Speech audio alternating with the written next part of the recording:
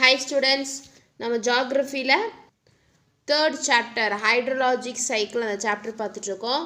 So last கிளாஸில் பார்த்தீங்கன்னா இது வரைக்கும் என்ன பார்த்துருக்கோம் அப்படின்னா ஹைட்ரலாஜிக்கல் சைக்கிள்னால் என்ன, அந்த ஹைட்ரலாஜிக்கல் சைக்கிளில் என்ன நடக்கும், அதில் என்னென்ன காம்பனன்ட்ஸ் அப்படின்னு பார்த்துருக்கோம். ஸோ ஹைட்ரலாஜிக்கல் சைக்கிளில் 4 காம்பனன்ட்ஸ் இருக்குது. அதாவது evapotranspiration, condensation, precipitation, infiltration, percolation and run ஆஃப்னு சொல்லிட்டு 6 காம்பனன்ட்ஸ் இருக்குது. ஸோ லாஸ்ட் கிளாஸில் பார்த்தீங்கன்னா ஃபஸ்ட்டு காம்பனண்ட் எவோப்போ டிரான்ஸ்பிரேஷன் அப்படின்னு பார்த்தோம். ஸோ எவாப்ரேஷன் அண்ட் டிரான்ஸ்பிரேஷன் ரெண்டும் சேர்ந்தது தான் வந்துட்டு நம்ம எவோப்போ டிரான்ஸ்பிரேஷன் அப்படின்னு சொல்கிறோம். ஸோ எவாப்ரேஷன்னா உங்களுக்கு தெரியும், லிக்விட் ஃபார்ம்லேருந்து லிக்விட் ஃபார்மில் இருக்கக்கூடிய வாட்டர் வந்துட்டு கேஷியஸ் ஃபார்முக்கு சேஞ்ச் ஆகும். அதான் சொல்கிறாங்க evaporation refers to the process in which the liquid form of water changes into gaseous form. So liquid formல இருக்கக்கூடிய water வந்துட்டு gaseous formல வந்துட்டு மாறும். ஸோ அதான் வந்துட்டு evaporation. So seas, lakes, rivers இங்கே இருக்கக்கூடிய வாட்டர்லாம் வந்துட்டு எவாப்ரேட் ஆகி லிக்விட் ஃபார்மில் இருக்கக்கூடிய வாட்டர் வந்துட்டு எவாப்ரேட் ஆகி கேசியஸ் ஃபார்முக்கு மாறி அந்த எவாப்ரேஷன் ப்ராசஸ் நடக்கும். அண்ட் டிரான்ஸ்பிரேஷன் அப்படின்னா உங்களுக்கே தெரியும், பிளான்ட்ஸில் ஒரு முக்கியமான ஒரு ப்ராசஸ் தான் டிரான்ஸ்பிரேஷன். ஸோ பிளான்ட்ஸில் இருக்கக்கூடிய மாய்ஸ்டர், அந்த பிளான்ட்டில் இருக்கக்கூடிய லீஃப் பார்ட்டில் இருக்கக்கூடிய லீவ்ஸ் தான் முக்கியமாக டிரான்ஸ்பிரேஷன் அந்த ப்ராசஸை பண்ணும். ஸோ பிளான்ட்ஸில் இருக்கக்கூடிய மாய்ஸ்டர் வந்துட்டு கேஸாக மாறி இதாகும். அதைத்தான் நம்ம டிரான்ஸ்பிரேஷன் சொல்கிறோம். ஸோ இந்த ப்ராசஸ் மெயினாக எங்கே நடக்கும்னு பார்த்தீங்கன்னா லீவ்ஸ், அதாவது பிளான்ட்டில் இருக்கக்கூடிய லீஃப் பார்ட்டில் தான் நடக்கும். ஸோ அது வரைக்கும் நம்ம பார்த்துருக்கோம். இன்றைக்கி கிளாஸில் செகண்ட் காம்பனண்ட் என்னென்னு பார்த்தீங்கன்னா கண்டென்சேஷன் அப்படின்னா என்ன, அந்த கண்டென்சேஷன் இருக்கக்கூடிய ஃபார்ம்ஸ், என்னென்ன ஃபார்ம்ஸ் ஆஃப் கண்டென்சேஷன் இருக்குன்னு சொல்லி தான் இன்றைக்கி இந்த கிளாஸில் நம்ம பார்க்க போகிறோம். ஸோ பேஜ் நம்பர் 106 எடுத்துக்கோங்க.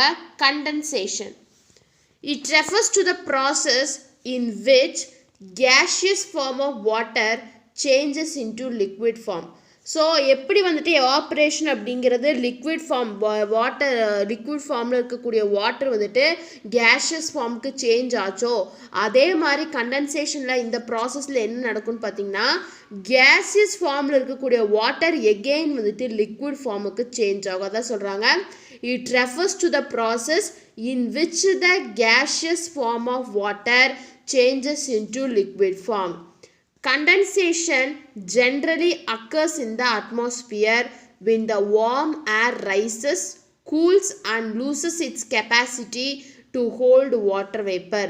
ஸோ கண்டென்சேஷன் அப்படிங்கிறது ஜென்ரலாக எப்போ நடக்கும், எங்கே நடக்கும்னு பார்த்தீங்கன்னா அட்மாஸ்பியரில் நடக்கும். எப்போன்னு பார்த்தீங்கன்னா அந்த ஏர் வந்துட்டு ரொம்ப வார்மாக அதிகமாக ரைஸ் ஆகுது. ஸோ அதிகமான வார்ம் ஆகி அதே டைம் வந்துட்டு கூலாகும்போது அந்த வாட்டர் வேப்பரை ஹோல்ட் பண்ணக்கூடிய கெப்பாசிட்டியை வந்துட்டு அந்த அட்மாஸ்பியரை இழந்துடும். ஸோ அப்போ தான் வந்துட்டு இந்த கண்டென்சேஷன் ப்ராசஸ் அப்படிங்கிறது நடக்கும். So condensation generally occurs in the atmosphere when the warm air rises, cools and loses its capacity to hold water vapor. As a result, excess water vapor condenses to form cloud droplets. So அதோட ரிசல்ட்னால பார்த்தீங்க அப்படின்னா நிறைய water vapour condense ஆகி க்ளவுடில் ட்ராப்லெட்ஸாக அது form ஆகும். Condensation is responsible for the formation of clouds. So க்ளவுட்ஸோட formation, அதாவது மேகங்களோட ஃபார்மேஷனுக்கு முக்கியமான ரெஸ்பான்சிபிள் எதுன்னு பார்த்தீங்கன்னா இந்த கண்டென்சேஷன் ப்ராசஸ் தான். These clouds produce precipitation, which is the primary route for water to return to the earth's surface in the water cycle. So இந்த clouds எல்லாம் என்ன ப்ரொடியூஸ் பண்ணும், ஸோ கண்டென்சேஷன் ப்ராசஸ் முடிஞ்சு clouds ஃபார்ம் ஆயாச்சு. So இந்த clouds எல்லாம் சேர்ந்து எதை ப்ரொடியூஸ் பண்ணுன்னு பார்த்தீங்கன்னா ப்ரெசிபிடேஷனை ப்ரொடியூஸ் பண்ணும். ஸோ இதுதான் வந்துட்டு ப்ரைமரி ரூட், அதாவது வந்துட்டு வாட்டர் எகெயின் வந்துட்டு எர்த்தோட சர்ஃபேஸுக்கு வாட்டர் ரிட்டர்ன் ஆகிறதுக்கு ஒரு ப்ரைமரி ரூட் எதுன்னு பார்த்தீங்கன்னா இந்த ப்ரெசிபிடேஷன் ப்ராசஸ் தான்.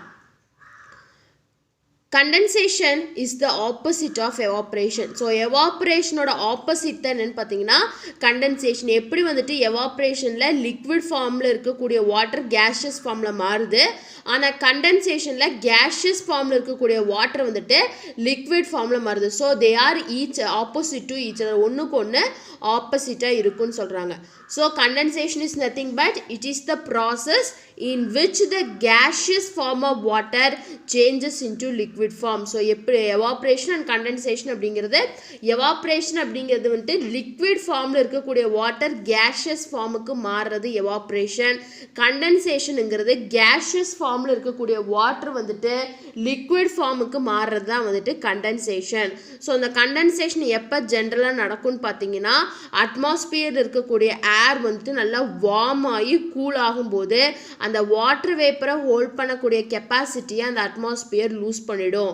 அப்போ அதோட ரிசல்ட்னால எக்ஸஸான வாட்டர் வேப்பர் கண்டென்ஸ் ஆகி என்ன ஃபார்ம் பண்ணுன்னு பார்த்தீங்கன்னா cloud droplets-அ ஃபார்ம் பண்ணும்.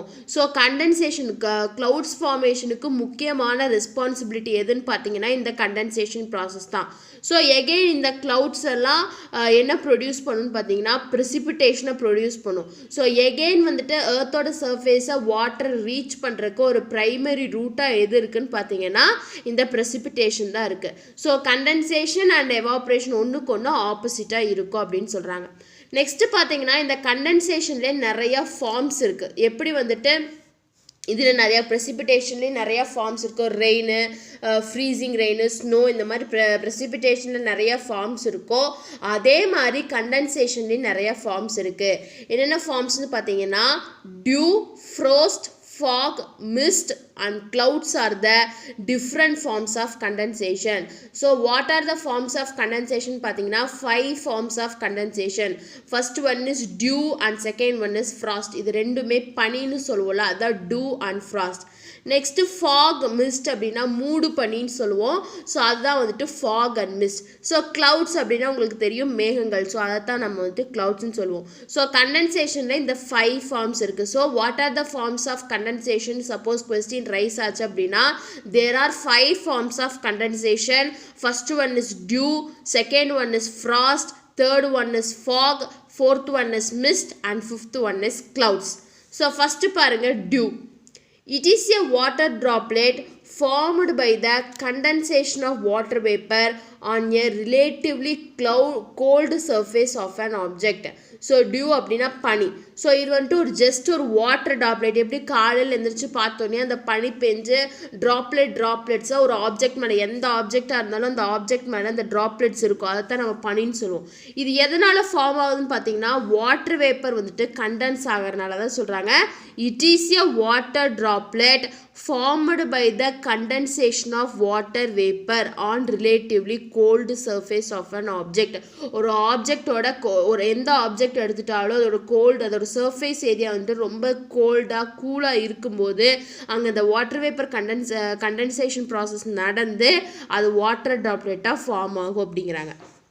It forms when the temperature of an object drops below the dew point temperature. So இது எப்போ ஃபார்ம் ஆகும்னு பார்த்தீங்கன்னா ஒரு ஆப்ஜெக்டோட டெம்பரேச்சர் வந்துட்டு அந்த டியூ டெம்பரேச்சருக்கு கம்மியாக ட்ராப் ஆகும்போதே இந்த டியூ வந்துட்டு ஃபார்ம் ஆகும் அப்படிங்கிறாங்க. ஸோ சர்டைன் டெம்பரேச்சர் இருக்கும், இந்த டியூக்குன்னு சொல்லிட்டு சர்டைன் டெம்பரேச்சர் இருக்கும். அந்த டெம்பரேச்சருக்கு பிலோவில் வந்துட்டு அந்த ஆப்ஜெக்டோட டெம்பரேச்சர் ட்ராப் ஆகும்போது இந்த டியூ வந்துட்டு ஃபார்ம் ஆகுங்கிறாங்க. So it is a water droplet formed by the condensation of water vapor on relatively cold surface of an object. It forms when the temperature of the object drops below the dew point temperature. So இதான் வந்து first one dew. Second one என்னன்னு பார்த்தீங்கன்னா frost. The ice crystals formed by the deposition of water vapor on relatively cold surface of an object is known as frost. So frost அப்படின்னு பார்த்தீங்கன்னா ice crystals form ஆகும். So ice crystal formed by the deposition of water வேப்பரோட டெபாசிஷன்னால அங்கே ice crystals form ஆகுது ஒரு ஆப்ஜெக்டோட gold surface மேலே அப்படின்னா அதைத்தான் என்னன்னு சொல்லுவோம்னா ஃப்ராஸ்ட் அப்படின்னு சொல்லுவோம். ஸோ டியூ அப்படிங்கிறது வந்துட்டு water droplet, ice crystals frost அப்படிங்கிறது வந்துட்டு ஐஸ் கிறிஸ்டல்ஸ் ஃபார்ம் ஆகுது. It forms when the temperature of an object drops below the freezing point of the temperature. இந்த frost வந்துட்டு எப்போ ஃபார்ம் ஆகும்னு பார்த்தீங்கன்னா ஒரு ஆப்ஜெக்டோட டெம்பரேச்சர் வந்துட்டு ஃப்ரீசிங் பாயிண்டோட டெம்பரேச்சருக்கு கீழே வரும்போது இந்த frost அப்படிங்கிறது ஃபார்ம் ஆகுங்கிறாங்க. So frost is nothing but ice crystals formed by the deposition of water vapor on relatively cold surface of an object. It forms when the temperature of the objects drop below the freezing point of the temperature. இது எப்போ form ஆகும்னா ஒரு ஆப்ஜெக்டோட temperature வந்துட்டு below freezing பாயிண்ட்டுக்கு வந்துச்சு அப்படின்னா அப்போ வந்துட்டு இந்த ஃப்ராஸ்ட் அப்படிங்கிறது ஃபார்ம் ஆகும். நெக்ஸ்ட் என்னன்னு பார்த்தீங்கன்னா fog. Fog is the suspended tiny water droplets or ice crystals in an air layer next to the earth's surface that reduces the visibility to 1000 meter or lower. So fog அப்படிங்கிறது வந்துட்டு suspend ஆகிருக்கு, அதாவது மிதந்துட்டுருக்கு. என்னவானா சின்ன சின்ன water ட்ராப்லெட்ஸாகவோ சின்ன சின்ன ice கிறிஸ்டல்ஸாகவோ ஏரோட layer, அதாவது earth சர்ஃபேஸுக்கு next இருக்கக்கூடிய லேயர் தான் ஏர் லேயர், அந்த ஏர் லேயரில் சஸ்பெண்ட் ஆகிருக்கு. ஸோ இது என்ன ரெடியூஸ் பண்ணுன்னா விசிபிலிட்டி, பார்க்கக்கூடிய நிதை வந்துட்டு ரெடியூஸ் பண்ணும். எவ்வளோன்னு பார்த்தீங்கன்னா 1000 மீட்டர் இல்லாட்டி அதுக்கு கம்மியாக. For aviation purposes, the criterion for fog is 10 kilometer or less. So aviation பர்பஸுக்காக இந்த ஃபாகோட க்ரைட்டீரியன் என்னென்னு பார்த்தீங்க அப்படின்னா 10 கிலோமீட்டர் இல்லாட்டி அதுக்கு கம்மியாக கூட இருக்கலாம் அப்படிங்கிறாங்க. ஸோ இதான் வந்துட்டு third one fog. Fourth one என்னென்னு பார்த்தீங்கன்னா mist, மூடுபனி.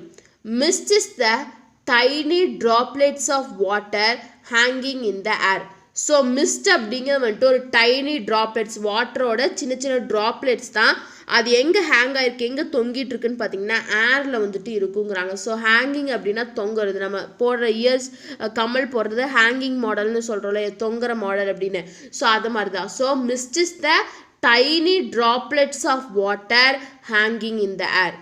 These droplets form when the water vapor in the air is rapidly cooled, causing it to change from invisible gas to tiny visible water droplets. So இந்த droplets எப்போ form ஆகும்னு பார்த்தீங்கன்னா ஏரில் இருக்கக்கூடிய water vapour வந்துட்டு ரேப்பிடாக cool ஆகும். So cool ஆகும்போது அதோட அதில் இருக்கக்கூடிய இன்விசிபிள் கேஸ் என்னவா ஆகும்னு பார்த்தீங்கன்னா சின்ன சின்ன பார்க்கக்கூடிய வாட்டர் ட்ராப்லெட்ஸாக மாறும். ஸோ அப்போ தான் வந்துட்டு இந்த மிஸ்ட் அப்படிங்கிறது வரும். Mist is less dense than fog. So ஃபாகை விட ரொம்ப அடர்த்தி வந்துட்டு இந்த ஃபாகுங்கிறது வந்துட்டு பனி. ஸோ அதை விட இந்த மூடு பனியோடது கொஞ்சம் டென்ஸ் வந்துட்டு, அதாவது அடர்த்தி வந்துட்டு கம்மியாக தான் இருக்குங்கிறாங்க.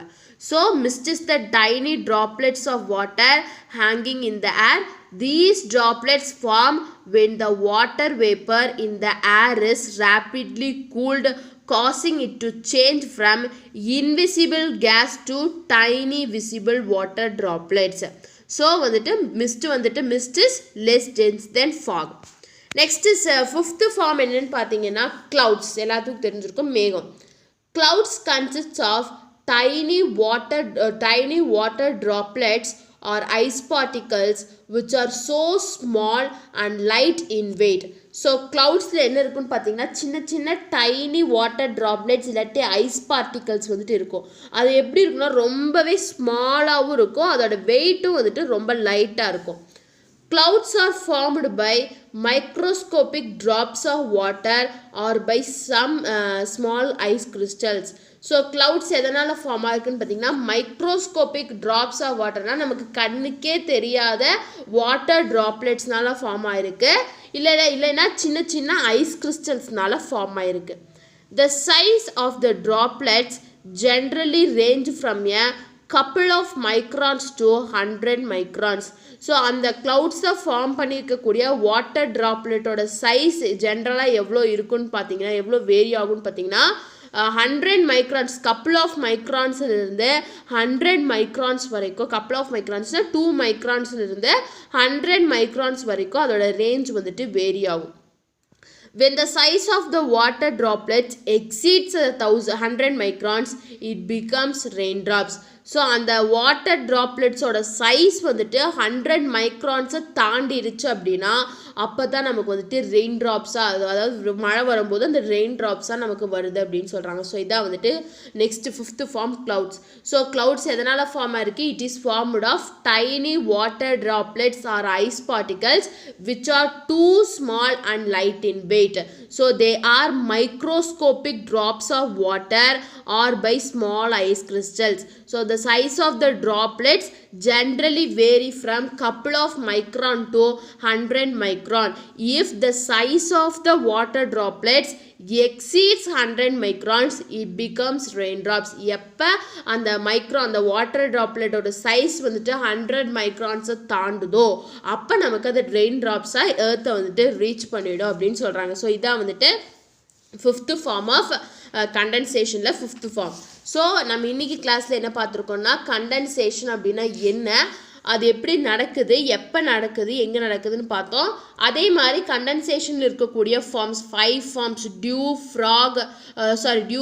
ஃப்ராஸ்ட், ஃபாக், மிஸ்ட் அண்ட் க்ளவுட்ஸ்ன்னு சொல்லிட்டு 5 ஃபார்ம்ஸை பற்றி இன்றைக்கி கிளாஸில் பார்த்துருக்கோம். ஸோ நெக்ஸ்ட் கிளாஸில் என்ன பார்க்கலான்னா ப்ரெசிபிட்டேஷன் அப்படின்னா என்ன, அந்த ப்ரெசிபிட்டேஷனில் இருக்கக்கூடிய என்னென்ன ஃபார்ம்ஸ் ஆஃப் ப்ரெசிபிட்டேஷன் இருக்குதுன்னு சொல்லிட்டு நம்ம நெக்ஸ்ட் கிளாஸில் பார்க்கலாம். ஸோ உங்களுக்கு இன்றைக்கி இந்த கிளாஸில் ஏதாச்சும் டவுட் இருந்துச்சு அப்படின்னா கமெண்ட் பண்ணுங்கள். இந்த வீடியோ கிளாஸ் பிடிச்சிருந்தா லைக் பண்ணுங்கள், ஷேர் பண்ணுங்கள், சப்ஸ்கிரைப் பண்ணுங்கள். தேங்க்யூ.